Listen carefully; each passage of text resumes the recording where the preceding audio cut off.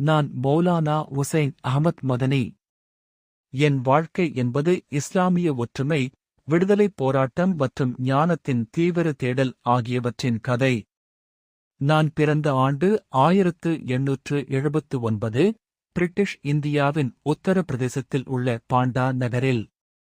என் வாழ்க்கையின் ஒவ்வொரு அடியும் இறைவனின் மீதான நம்பிக்கையால், இஸ்லாமிய சமூகத்தின் மீதான அன்பால் வழிநடத்தப்பட்டது. சிறு வயதிலேயே குரான் மற்றும் இஸ்லாமிய அறிவியல்களில் ஆழ்ந்த ஈடுபாடு கொண்டேன். என் கல்வி தர்பங்காவின் மாபெரும் இஸ்லாமிய கல்வி நிலையங்களில் தொடர்ந்தது. அங்கு நான் இறையியல், தர்க்கம், வரலாறு மற்றும் மெய்யியல் ஆகியவற்றில் தேர்ச்சி பெற்றேன்.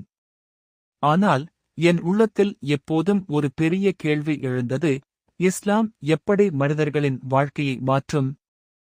எப்படி ஒரு நீதியான சமூகத்தை உருவாக்கும்? இந்த கேள்வியே என்னை ஒரு சிந்தனையாளராகவும் செயல்பாட்டாளராகவும் மாற்றியது.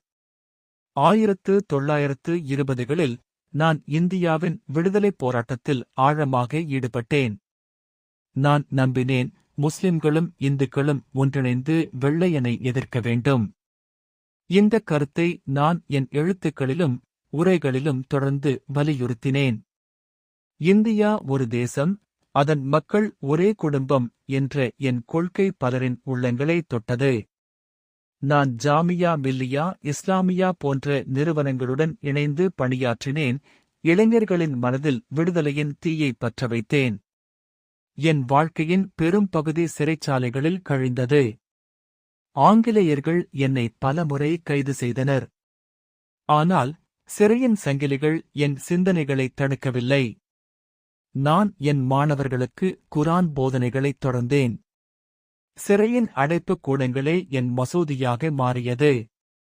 ஒருமுறை சிறையில் இருந்தபோது நான் ஒரு முஸ்லிம் காவலரிடம் கூறினேன், நீங்கள் என்னை சிறை வைக்கலாம், ஆனால் இறையின் வார்த்தைகளை சிறை வைக்க முடியாது. என் போதனைகளின் மையம் 3 விஷயங்கள்: இறைவனின் ஒருமைப்பாடு, மனிதர்களின் சமத்துவம், அறிவின் சக்தி. நான் எப்போதும் சொல்வேன், இஸ்லாம் என்பது மதங்களின் போட்டி அல்ல, மனிதர்களின் முன்னேற்றம். நான் இந்து முஸ்லிம் ஒற்றுமைக்காக போராடினேன். பலமுறை நான் காந்திஜியுடன் சந்தித்து இந்தியாவின் எதிர்காலம் குறித்து வாதித்தேன். என் கருத்து எப்போதும் தெளிவாக இருந்தது: இந்தியா அனைவருக்கும் சொந்தம். 1947 ஆண்டு இந்தியா விடுதலை பெற்றது. ஆனால் நாட்டுப் பிரிவினை என் இதயத்தை உடைத்தது. நான் எப்போதும் ஒற்றுமையை பிரசாரித்தேன். ஆனால் வரலாறு வேறு வழியில் சென்றது.